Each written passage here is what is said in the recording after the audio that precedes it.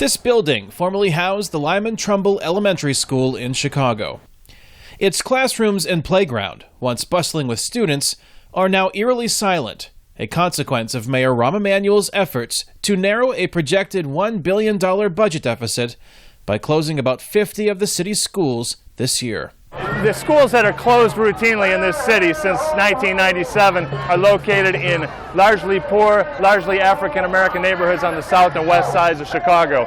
Attorney Matt Farmer's daughter's school was not closed, but he is concerned about what he sees as a disparity in the quality of education between poor minority students and affluent white students. 60 years after Brown versus the Board of Education, 50 years after the I Have a Dream speech, we are still not providing a quality education to our poor, our children of color. It's happening all over the country. And so what's going on in Chicago is a microcosm of that fight. Ain't no power like the power of the people, because power of the people don't stop.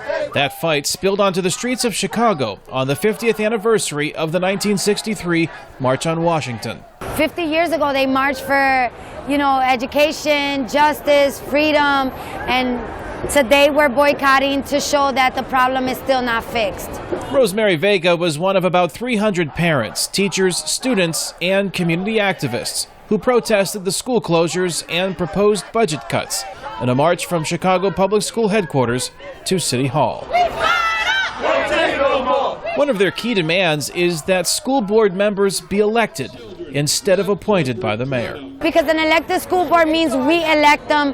It means they listen to what we want, and they will give us what we want, or they won't be reelected. CPS's budget woes come as Chicago faces rising crime and other concerns that have topped the agenda for Ellison Carter's Action Now organization.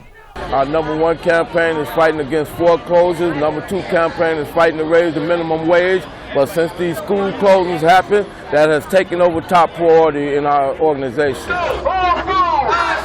Carter believes school closures and budget cuts are influenced by racism, something Mayor Emanuel and school officials strongly deny.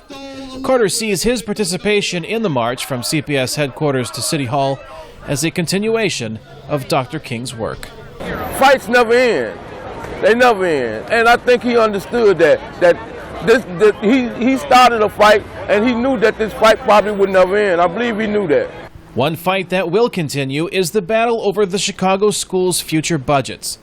Officials say unless state lawmakers reach an agreement on pension reform, CPS contributions to pensions will increase from $193 million in 2013 to $534 million in 2014. Kane, Farabaugh, VOA News, Chicago, Illinois.